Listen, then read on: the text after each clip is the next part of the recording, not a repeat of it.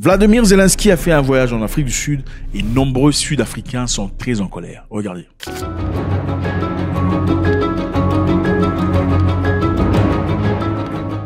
Zelensky is not welcomed here because we don't want Western imperialists here. Il est évident qu'il n'a pas beaucoup de fanatiques, en tout cas pas en Afrique du Sud. Beaucoup le résistent pour plusieurs raisons que nous allons énumérer un peu plus tard. Alors, pourquoi Zelensky est parti en Afrique du Sud? Zelensky est parti en Afrique du Sud pour renforcer la relation entre l'Ukraine et l'Afrique du Sud. Et vous posez certainement la question de comprendre comment est-ce possible pour un pays qui est censé être ami à la Russie et aussi partisan du BRICS. Comment est-ce explicable que M. Ramaphosa accueille Zelensky? Eh ben, c'est évident. Diplomatiquement parlant, il y a beaucoup de choses à prendre en considération. Le plus marquant de ce voyage, c'est pas seulement son arrivée, c'est aussi son départ. Parce que M. Zelensky est resté pendant quelques heures et puis il est reparti. Quelques heures. Regardez la distance entre l'Afrique du Sud et l'Ukraine. Donc tu prends ton avion depuis là jusque là pour quelques heures et tu rentres. La raison de Zelensky, c'est que l'Ukraine est encore attaquée par la Russie. Parce qu'il y a eu des frappes, évidemment, pendant qu'il était en Afrique du Sud. Des frappes lourdes. C'était des missiles balistiques qui ont frappé sur Kiev. Est-ce que c'était par hasard? Ce n'était pas par hasard. Parce qu'évidemment, c'est comme si tu pars chercher la paix quelque part pendant que tu es en guerre. On te rappelle que tu es en guerre. Mais quelque part, est-ce que ça valait la peine de rentrer immédiatement? Puisqu'on dit qu'on est en guerre, on vient d'être attaqué. Si vous venez d'être attaqué, c'est vrai. Mais ça fait combien de temps que vous êtes attaqué régulièrement? Depuis quelques années. Alors, il n'y a vraiment pas de différence. Alors, ce qui était dit est que, à peine arrivé, il avait envie de partir. Parce que, bon, naturellement, il n'est pas très ami à Ramaphosa. Regardez ici, Ramaphosa essaie de sourire, lui, il fait semblant. Hein? C'est juste pour le protocole. C'est évident. Il sait que Ramaphosa est ami à Poutine, donc il ne fera pas trop des tralala. Alors, pourquoi y a-t-il une apparente résistance des Africains à l'égard de l'Ukraine? On va essayer de voir un peu ce qui s'est passé dans le passé. Vous savez, c'est quand même intéressant parce qu'il y a un moment, il y avait le président sud-africain, l'ex-président sénégalais et d'autres présidents embarqués dans un voyage pour aller chercher la paix en Europe, bizarrement, pendant qu'il y avait de nombreux pays en Afrique qui sont toujours en difficulté sur le plan militaire, machin, mais sont partis en Europe pour aller chercher la paix entre Zelensky et Poutine. Au départ, ils étaient partis atterrir à Warsaw en Pologne. Arrivés en Pologne, la délégation sud-africaine a été stoppée par l'immigration polonaise. On a refusé à ce qu'ils descendent de l'avion. Ils ont fait 24 heures dans l'avion. Imaginez-vous, hein, un groupe de personnes faire 24 heures dans l'avion. Les odeurs et tout le bazar. Sans se laver, sans tout ça. 24 heures dans l'avion. Pourquoi? D'après eux, la délégation sud-africaine ne s'est pas présentée avec certains documents. Chose qui est complètement inacceptable. Now, they say we don't have permits. We have permits. The only difference is now they say we can't bring a copy of a permit. We must bring the original. Ils ont été fouillés. On ne fouille pas les membres diplomatiques. Avec un passeport diplomatique, ça ne se fait pas. Ils ont été fouillés. C'était inacceptable. C'était une humiliation internationale. Malgré tout, M. Ramaphosa, qui ne faisait pas partie de ce lot-là, était parti en Ukraine. Arrivé en Ukraine, il y a eu un représentant ukrainien qui a clairement dit que les représentants africains n'avaient pas leur place en Ukraine. Et que cette guerre ne les concernait pas. C'était au-delà de leur capacité. The African delegation had no goal for settling the conflict or finding a solution. Obviously, this is not their task. It's not on their level or their competency. They just want to be on the information agenda and resolve their own issues. Donc, votre capacité cérébrale et mentale n'est pas à la hauteur de ce qui se passe ici. Les Africains sont là, ces Africains. Ils cherchent à manger, ils cherchent à manger. Et ben évidemment, on pensait que les Africains étaient partis pour chercher la nourriture à manger. C'est ce qu'ils avaient dit. Ensuite, ils sont partis en Russie. Arrivés en Russie, regardez l'atmosphère. C'est quand même assez différent. On va un peu comparer. Regardez comment c'était en Ukraine. C'était tendu, très tendu. Entre Zelensky et les présidents. Tout le monde est en colère. En tout cas, bon. Monsieur le Hôte est très en colère. En Russie, regardez comment tout le monde est souriant. Est-ce qu'on doit dire que Monsieur Zelensky n'aime pas les Africains? On pourrait aussi justifier la position de M. Zelensky disant que c'est évident, monsieur est en guerre. Okay, ce pays est attaqué, alors il est obligé de se mettre dans les conditions d'une personne en guerre. Maintenant, regardons en Russie. En Russie, ils sont très relax.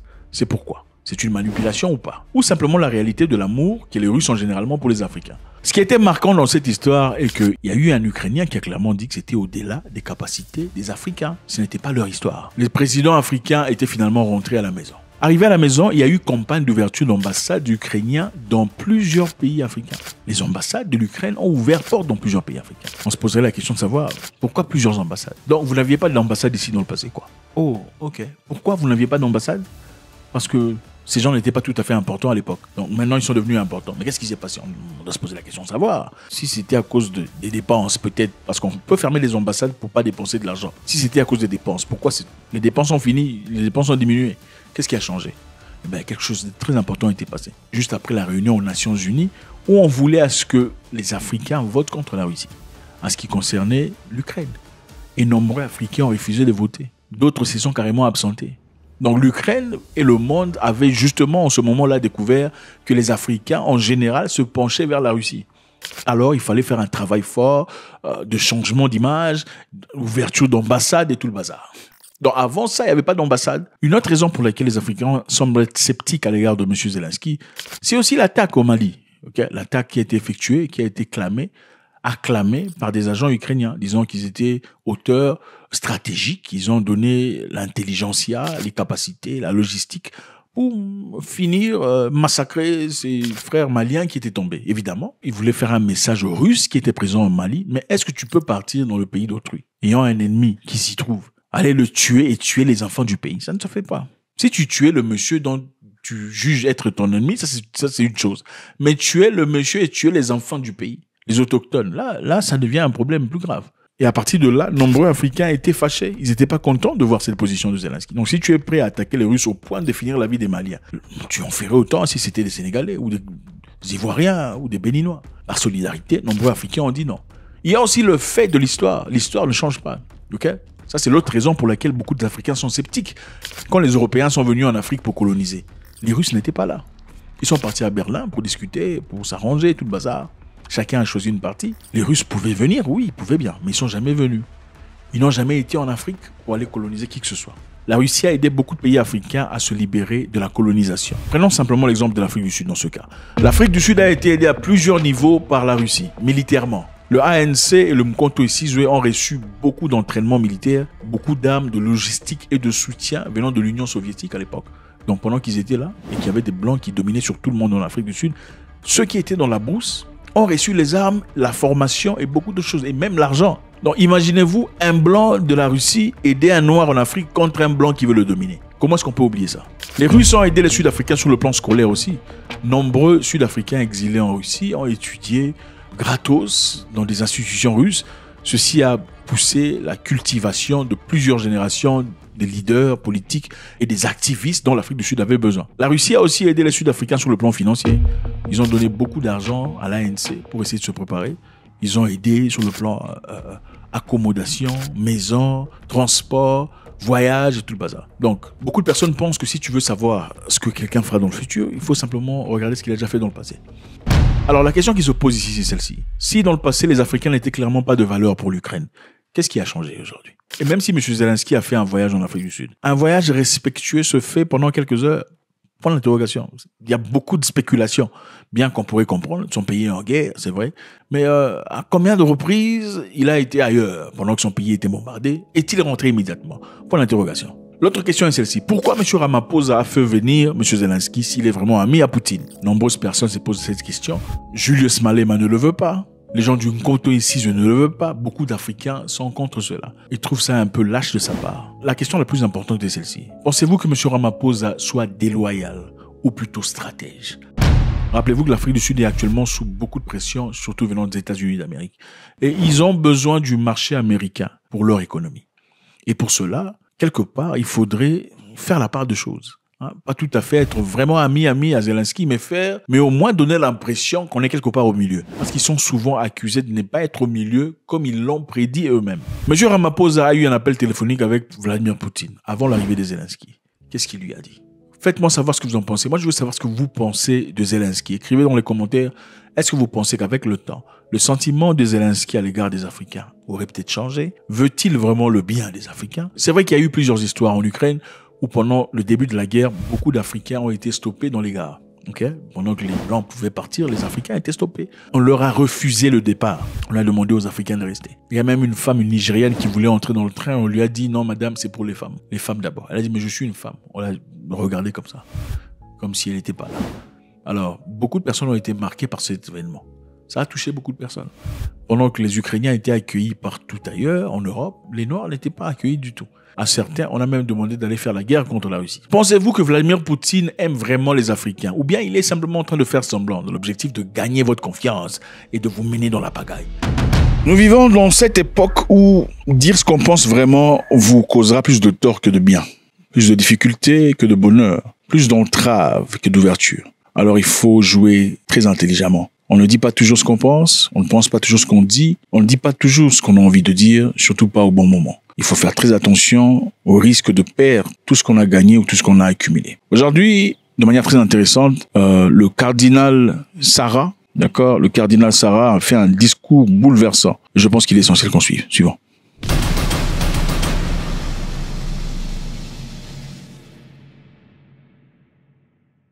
La puissance économique de l'Europe et dans le contexte culturel, plus spécifiquement de la société occidentale, il n'est pas bouleversant d'affirmer que l'homme travaille, organise et gère les rapports humains, politiques, économiques et commerciaux, provoque des guerres, produit des armes de destruction massive, envahit et conquiert des pays uniquement ou presque pour amasser et accumuler des richesses matérielles. Incroyable, incroyable, incroyable. En effet, c'est le cardinal Robert Sarah, okay, un homme très intéressant qui est candidat à cette possibilité de devenir pape. Ils ont été sélectionnés, méticuleusement sélectionnés, et il fait partie de 250 cardinaux évidemment du monde. C'est ça le nombre de cardinaux qu'il y a aujourd'hui, et parmi eux, il y a 135 qui sont éligibles position de pape. Et cette personne très forte de caractère a exprimé des idées très fortes. Et on se pose la question de savoir, est-ce qu'il sera choisi comme pape avec ce qu'il a à dire? Alors vous posez la question de savoir, il est qui ce monsieur? Le cardinal Robert Sarah est un éminent prélat catholique guinéen, connu pour sa ferme défense des enseignements catholiques traditionnels et des pratiques liturgiques. Né en 1945, c'est une personne très intéressante. Suivons. Ici, c'est en Belgique, devant les Européens. Un Africain parle. Suivez. Et asseoir son autorité et son hégémonie. Donc, vous partez chez autrui pour asseoir votre autorité et votre hégémonie. Montant que vous cherchez la paix et la démocratie, mais en réalité, c'est l'argent que vous cherchez. Il parle aux Occidentaux, en Occident.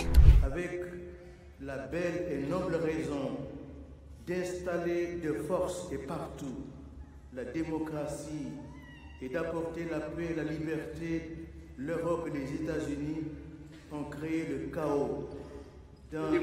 Le chaos dans beaucoup de pays. Waouh!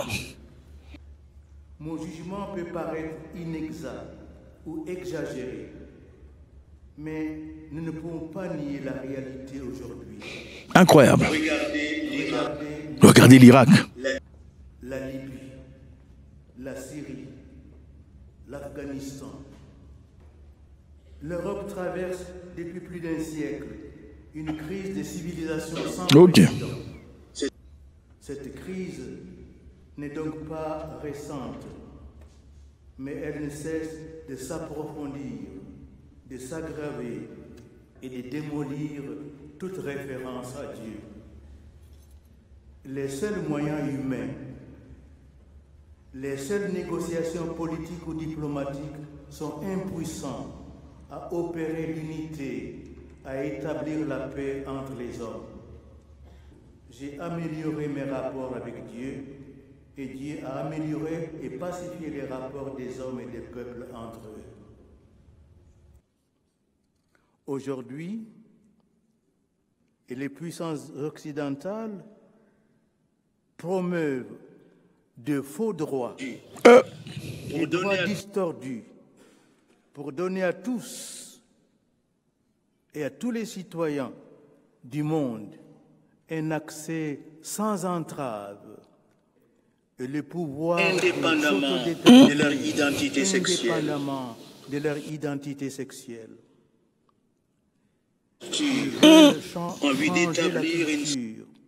En vue d'établir une société sexuellement indifférenciée. Il prétend libérer l'humanité, pour ainsi dire, non seulement de Dieu qu'il a créé, mais aussi de l'homme et de la femme, la libérer de l'époux, du mariage et de la famille. De son identité en bref. et de la famille. Ainsi adviendra une culture nouvelle et mondiale, célébrant au nom de la liberté de l'individu absolutisé des choix menant à la mort de l'homme et de la femme. Est-ce que monsieur deviendra pape? Ces nouveaux droits dénommés civils sont aux deux extrêmes. Le droit de mourir. Ok, donc les gens veulent maintenant désormais choisir. Entre les deux se placent les droits à l'avortement, le droit aux manipulations génétiques, le droit à l'enfant réduit à n'être qu'une chose ou un objet. Mais il y a aussi le droit à l'insulte et à la profanation. Ok, vous voulez des droits. Droit d'arrêter la vie. Droit d'échanger votre... pour devenir l'autre. Droit d'insulter la religion d'autres personnes. Et sous forme de liberté. Si on ne vous autorise pas de faire ça, on dit que vous êtes discriminé. Vous voulez forcer des droits réels. Continuons. Une perversion de la liberté, désormais déboussolée, nous sommes confrontés à une tentative sans précédent dans l'histoire de l'humanité, celle de détruire l'humanité elle-même, de détruire la capacité l'homme a naturellement la capacité d'aimer et de priver ainsi l'humanité d'une source irremplaçable de lumière, de force et d'amour, c'est-à-dire Dieu. Ok. Vous savez, les hommes ne sont pas égaux. Quand on vous dit ça, vous vous fâchez. Non, non, non, non, non. Il y a des gens qui ont la science infuse. Par rapport à vous, il a la science infuse. Il peut être ton professeur. Il n'a pas la science. Non, il connaît plus que toi. Et les hommes ne sont pas égaux parce que la force intérieure des hommes est différente d'une personne à une autre. Être un homme, c'est pas seulement porter un pantalon, parler français, ou écrire français sans faute d'orthographe, ou prononcer correctement comme un blanc. C'est pas ça. Être un homme requiert d'une force intérieure inouïe. La capacité d'exprimer ce qui est logique. Vexer pour construire, sans blesser. C'est ça. C'est qui ce monsieur? C'est un monsieur fort, enfant de la Guinée, qui est participant à cette opportunité de devenir pape. Comment ça se passe? Comment on vote les papes? Comment ça se fait? Dans le monde, il y a 253 cardinaux. Ce sont les cardinaux qui votent les papes. Sur 253, il y a à peu près 135 qui sont éligibles à devenir pape.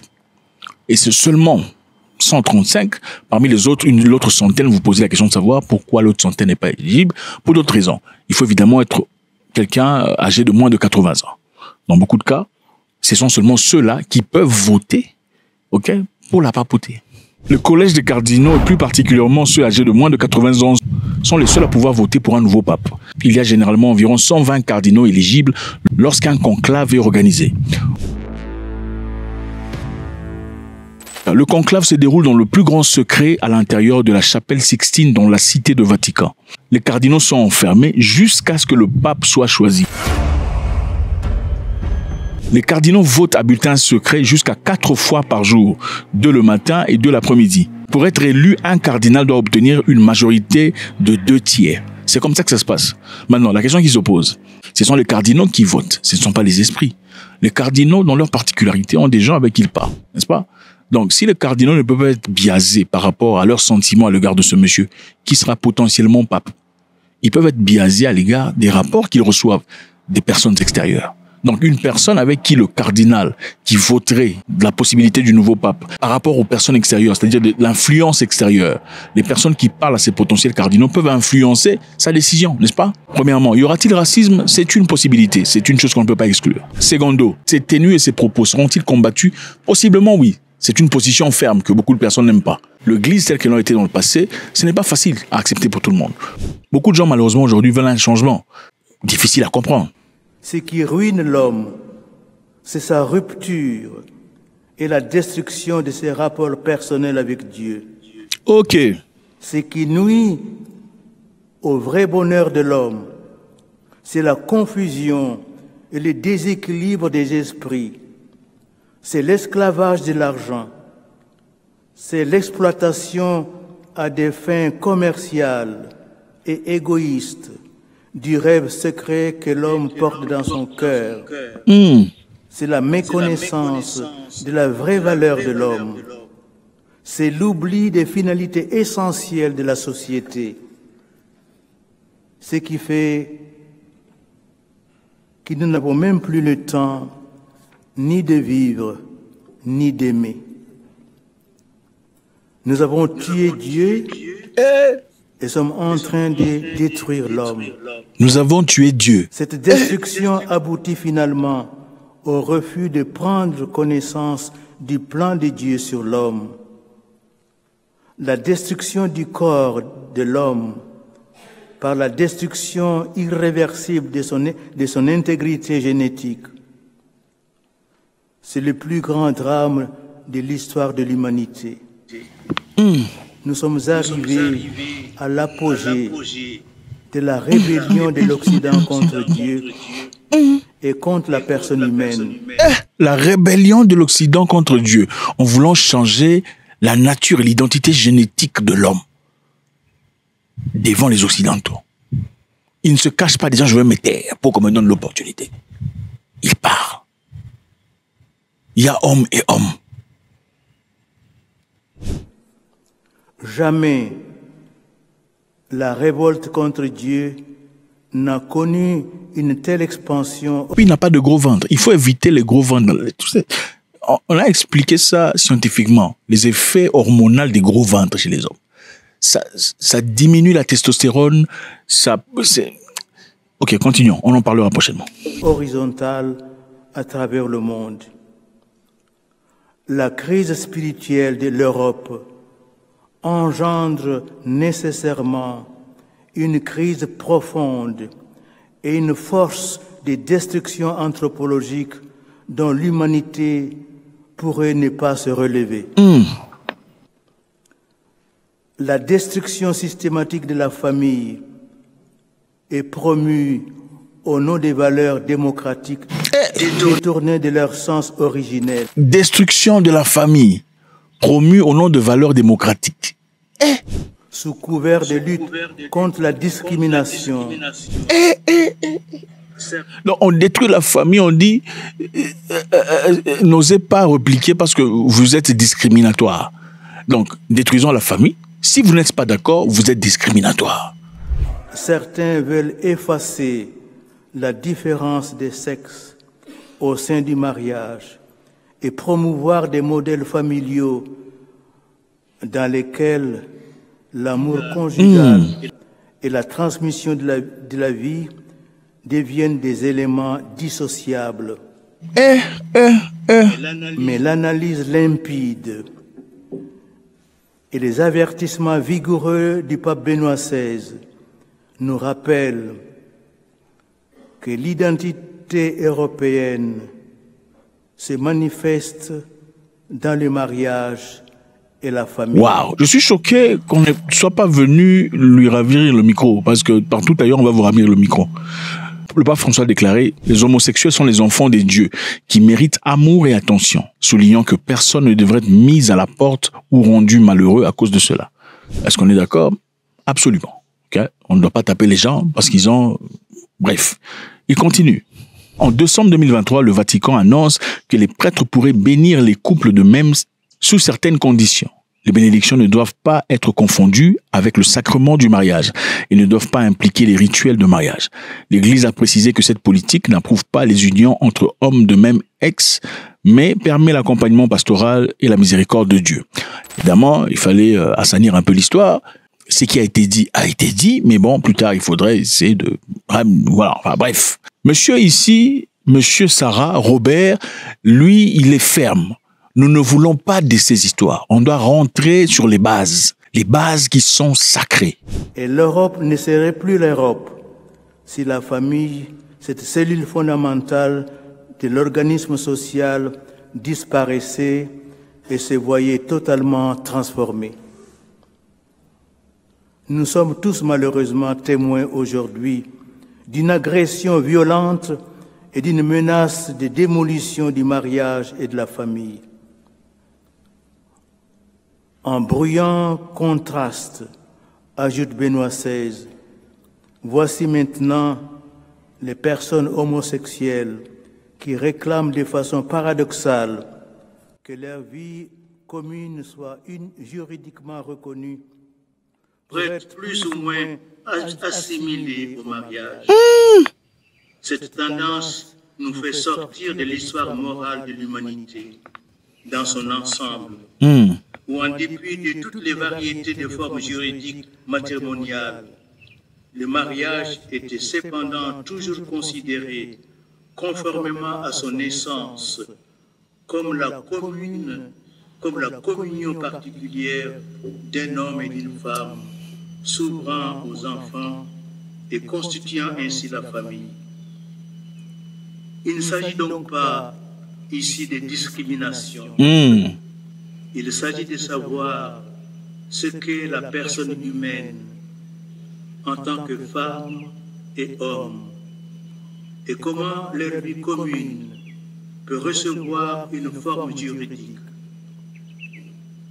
Si d'une part, leur vie commune se détache toujours davantage des formes juridiques, et si par ailleurs, l'union des personnes homosexuelles est toujours plus considérée comme étant de même nature que le mariage, nous sommes alors devant une disparition de l'image de l'être humain. Ok. C'est donc ça, un homme très fort, Robert Sarah, qui a clairement avec beaucoup de ferveur expliqué ce qu'il pense devant des Occidentaux. Si vous voulez suivre l'intégrité du discours, on va la mettre dans la vidéo suivante. Vous allez la suivre. Il y a une partie très intéressante, des parties très importantes qu'il a racontées ici. Et à la fin, on va vous montrer simplement comment on a applaudi. Ici, on saute à la minute 10, à la minute 23. Regardez comment les gens ont applaudi à la fin. Merci de votre attention.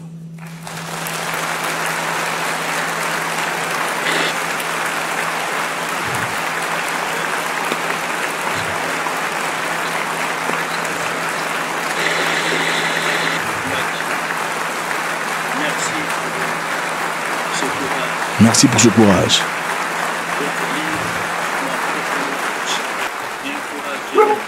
Merci de votre attention.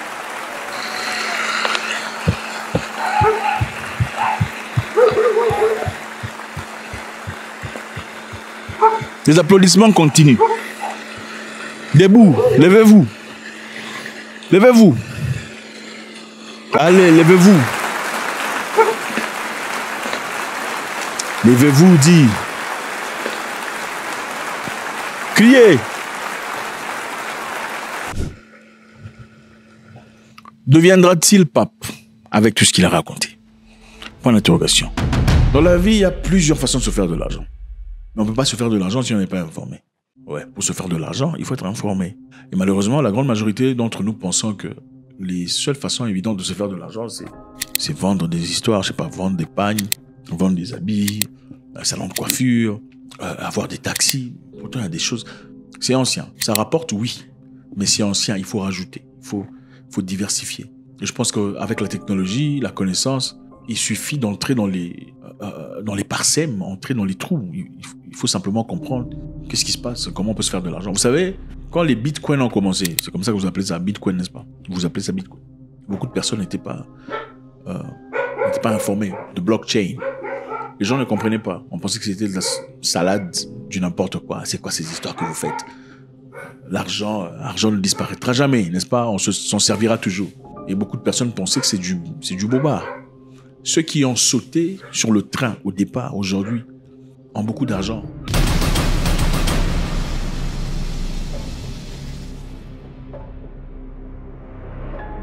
Salut à tous, c'est toujours avec beaucoup de plaisir.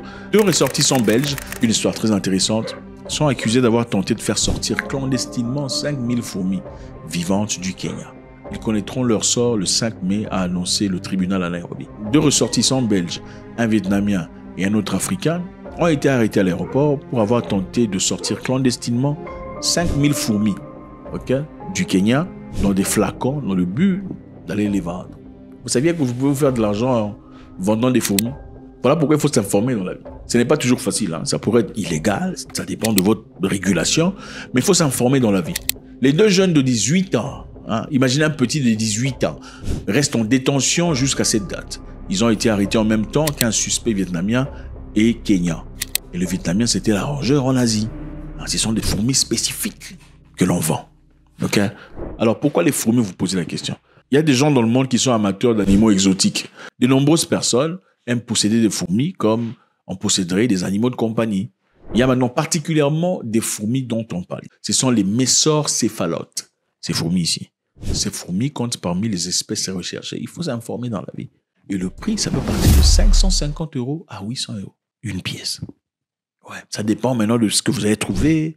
Est-ce que c'est la reine? Est-ce que c'est l'ouvrier? Est-ce que c'est le soldat? Ah. Mais petit là, à 19 ans et 18 ans, il était déjà au quoi? Pendant que toi, tu es en train d'inciter. Hé, toi, mon chef, il est de ma tribu. Il ne faut pas l'inciter. Intégrité nationale.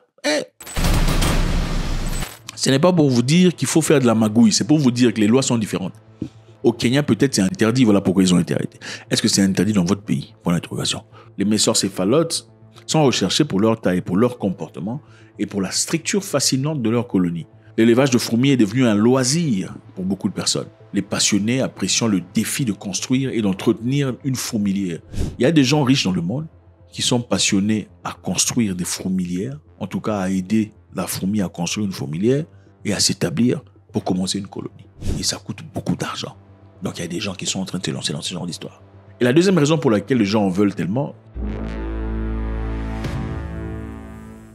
les colonies des messorcéphalotes peuvent être un excellent outil pédagogique pour enseigner les structures sociales, le travail d'équipe et le comportement des fourmis, afin d'observer leur comportement complexe de communication et de recherche de nourriture. Donc, on étudie les fourmis pour comprendre certaines structures. Et au Japon, on a étudié les champignons, comment les champignons développent leur voix. C'est à travers l'étude des champignons que le Japon a élaboré sa structure souterraine de train. Il y a des gens, des scientifiques, dont l'objectif est de faire des analyses sur des choses très simples et en tirer des choses très grandes.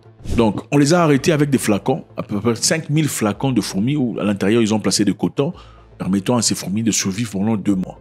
Ok? Donc, imaginez-vous maintenant, par chaque fourmi, vous avez même pas beaucoup, même 100 $. On les a arrêtés avec 5500 fourmis. 100 $ par fourmi, ça fait combien? Écrivez ici. Écrivez si vous connaissez les maths. Écrivez, vous parlez beaucoup. Stoppez la vidéo, écrivez. 100 $ par fourmi, 5000 fourmis, ça fait combien? 100 $ par fourmi, 5500 fourmis, ça fait combien? Pour 2 jeunes hommes, 18 ans et 19 ans. Bon, même s'il faut donner aux Vietnamiens un peu, et aux petits Kenyans, on fait quoi? Alors, le Kenya les a arrêtés, ils vont devoir payer à peu près 100 000 $ et 5 ans de prison. Et évidemment, comme vous voyez, ils devaient déjà être condamnés, mais la juge a dit que ça va se passer plus tard. Maintenant, on se pose des questions de savoir, est-ce que l'ambassade n'a pas appelé par hasard? L'ambassade belge, madame, calmez-vous, on va vous donner 1 million pour garder un peu la réputation de la nation. Enfin, non, vous pensez que ces petits sont en train de souffrir dans des prisons kenyans? Non, ils ne souffrent pas. Ils sont très bien entendus. Maintenant, si c'était vous, venant de votre pays, votre ambassade enverrait des gens pour venir vous défendre juridiquement dans un pays étranger. Regardez comment la dame est en train de sourire. Si c'était vous, toi, vous venez ici dans notre pays, il faut respecter la loi. Elle est en train de sourire, n'est-ce pas? C'est-à-dire, il y a des trucs qui se passent. Voilà pourquoi c'est important de bien s'établir dans la vie. Vous n'êtes pas né pour quelqu'un. Si vous êtes né en Afrique et que vous êtes parti ailleurs, vous avez acquis une certaine nationalité, il faut toujours avoir ce patriotisme à l'égard de votre pays. Ne vous tuez pas pour avoir pris des bonnes décisions pour votre avenir. Vous êtes né là-bas, mais vous n'avez pas été enchaîné, ok? Jésus est né, je ne sais pas où là. C'était à Bethléem, non? Il a fui où? En Égypte, ok? Pourquoi il n'est pas resté à Bethléem? Pourtant, c'était... attendez, le pouvoir qu'il a, il n'aurait pas pu faire à ce qu'il devienne aveugle. Pourquoi il a fui? Voilà, c'est-à-dire, si lui-même a fui, il est parti en Samarie, tout ça, pour les chrétiens qui sont ici. Toi, tu as peur de quoi? Tu restes là figé en train de souffrir. Quelquefois, dans la vie, il faut bouger, aller quelque part, là où la vie avance. Là où les choses sont conducives, les choses sont positives à ce que tu représentes. À chacun, comme je l'ai dit l'autre fois, Dieu donne des cartes. Il faut se servir des cartes que tu as pour évoluer et avancer dans la vie. Maintenant, on va en Namibie.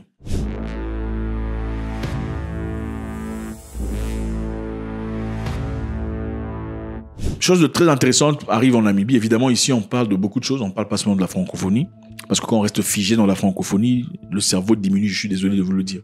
Il faut élargir les capacités. La vie, c'est pas seulement Ibrahim Traoré. Ibrahim Traoré, c'est un homme élégant, merveilleux. On l'aime beaucoup. Mais on doit prendre des pauses pour qu'il n'y ait pas des lacunes. C'est important. OK? Donc, en Namibie, la nouvelle présidente vient d'instaurer quelque chose de très intéressant. Et je parie que beaucoup de personnes seront inspirées. La nouvelle présidente namibienne, Netumbo Nandi-Ndaitwah, a annoncé jeudi que son gouvernement instaurerait la gratuité dans l'enseignement supérieur dans les universités publiques et les écoles techniques de l'an prochain. Bravo, bravo, bravo, bravo. Nandi Nandoa, c'est cette maman ici. Évidemment, en Afrique, on appelle maman toutes celles qui pourraient être votre maman, en signe de respect, en guise de reconnaissance. Elle est venue au pouvoir immédiatement. Elle dit, désormais, études gratuites à l'université. Pourquoi? Parce que le gouvernement en est capable. Vous voyez, ce sont ces genres de personnes. Laissez-moi parler aussi d'Ibrahim Traoré, parce que, évidemment, ils sont pas aimés des gens. Pourquoi? Parce qu'ils montrent au monde que ce sont vos gouvernements, en tout cas les membres, qui sont méchants. C'est eux qui veulent s'enrichir au détriment de la positivité ou la facilité qu'ils peuvent accorder à la population. Au lieu de vous envoyer à l'école gratos, ils préfèrent s'enrichir. Parce qu'ils se disent, si on vous envoie à l'école, on ne s'enrichira pas. Donc il faut faire un choix. Et puis notre temps au gouvernement, c'est un temps limité. C'est ça malheureusement la mentalité des Africains. Je me pose la question de savoir, faudrait-il apporter plus des dames à la tête des pays en Afrique? Peut-être pour asseoir cette discipline, cette mentalité, cette neutralité, ce dévouement à l'égard de la nation. Je me pose la question de savoir. Elle arrive à peine, elle dit, bon, désormais, c'est gratos, on va tout payer. Ceci, évidemment, n'est pas limité à l'université parce qu'en Namibie, l'école maternelle, primaire et secondaire ne paye pas. C'est l'État qui paye. Les parents n'achètent que des uniformes, une nouvelle paire de chaussures et des choses comme ça. Comment vous appelez ça? Inscription et tout le bazar. Mais pour le reste, pourquoi l'État le fait? Parce que l'État en est capable. C'est encore une bonne chose. Quand vous faites des bonnes choses, le ciel s'ouvre pour vous. La Namibie vient de découvrir des réserves de pétrole incroyables. Oui, des réserves de pétrole. Félicitations, on voit tu l'es. Des réserves de pétrole, de grandes entreprises s'y emmènent déjà, Total, Dencor et tout le bazar. Bon, manifestement, je sais qu'il y a des gens ici qui n'aiment pas entendre des noms étrangers, mais comprenez que ce sont des gens qui viennent, ils achètent une licence d'exploitation, après avoir payé la licence, évidemment, qui est pas permanente, c'est une licence renouvelable, après 2, 3, 4, 10 ans, dépendamment du contrat signé. Ils viennent, ils prennent tout le risque. C'est eux qui prennent le risque. Ils vont découvrir, ils vont exploiter, scanner. S'ils trouvent, dans ce cas, ils peuvent soit revendre leur licence à une autre entreprise pour que cette entreprise tierce vienne exploiter, ou bien carrément ils décident d'exploiter. Et dans ce cas, ils exploitent. En exploitant, on donne un pourcentage comme agréé au gouvernement. Donc le gouvernement ne fout rien, il est assis là comme ça et recueille de l'argent à la fin de chaque année ou chaque mois. Pendant ce temps, qu'est-ce qu'il faut faire de cet argent? Vos politiciens, généralement, s'en servent pour épouser une seconde femme, 3e, 4e, 5e, et nourrir les membres de leur tribu. Voilà, c'est comme ça qu'ils font. Au lieu de penser à tout le monde pour qu'il y ait une vraie unité nationale. En Namibie, c'est ça. Désormais, on a dit, comme on a aujourd'hui des choses qui peuvent aider à ce que notre PIB grandisse et s'accroisse, on va ouvrir des opportunités pour tout le monde. La Namibie, généralement, c'est un pays touristique. D'ailleurs, c'est un pays qui a traversé des moments très difficiles pourtant. Il y a très longtemps, en 1884, la Namibie était colonisée par les Allemands. De 1884 à 1915, la Namibie était une colonie allemande, German Southwest African. L'Allemagne a revendiqué la région comme protectorat en 1884, lors de la ruée vers l'Afrique, période au cours desquelles les puissances européennes se sont partagées le continent africain. La Namibie est devenue l'une des colonies allemandes la plus importante en termes de ressources naturelles, notamment des minéraux et des bétails. La Namibie exporte beaucoup de viande aujourd'hui, principalement le bœuf. Et pendant ce temps, il y a eu génocide en Namibie. Les Nama et les Herero ont été massacrés par les Allemands. Pourquoi? Parce qu'ils ont refusé de s'assujettir. Ils ont massacré ces gens comme pas possible. Évidemment, on n'en parle pas aujourd'hui. Un pays qui a traversé ces histoires. En fait, ils s'en servent pas comme le reste du monde, où on vient vous afficher, nous on a traversé des moments difficiles. Il y a plusieurs pays au monde où on vous dit, nous on a traversé, il y a des pays au monde, voilà. Eux n'en pleurent pas. Ils ont avancé, ils ont progressé. Et la Namibie est un pays connu pour son tourisme, évidemment. Récemment, d'ailleurs, la présidente a dit, en réciprocité, nous allons annuler toute la facilité qu'on accordait aux pays étrangers chez nous. C'est-à-dire, si un Namibien ne peut pas venir dans votre pays sans visa, en réciprocité, vous n'entrerez pas sans visa. Et là, évidemment, il y avait des Américains, les Canadiens, l'Irlande, la Grande-Bretagne et beaucoup d'autres pays qui accédaient au pays, y allaient très souvent, sans difficulté, sans visa. Désormais, ils doivent avoir un visa pour entrer. Bien que le tourisme représente à peu près 6,9% du PIB du pays, il a quand même été essentiel de prendre ce risque au nom de la dignité pour dire ne venez plus, gardez votre argent, mais si chez nous, vous pouvez entrer gratuitement, facilement, on doit aussi entrer chez vous gratuitement. Je pense que c'est facile, quand vous faites des bonnes choses, le ciel s'ouvre pour vous. Et après avoir pris cette décision dure, voilà une nouvelle porte qui s'ouvre. Une fourmi à 550 à $800. Il faut se renseigner dans la vie, il faut savoir, il faut connaître la vie. Il faut pas seulement parler, tu vois. Il faut prendre le temps de se retirer pour aller se ressourcer. C'est très important. Il y a des gens qui sont très forts, qui le font régulièrement, au moins 2 fois par jour, au moins 2 heures la fois, une journée que vous dédiez à vous ressourcer, simplement. Vous informer. Qu'est-ce qui se passe ici? Qu'est-ce qui se passe là-bas?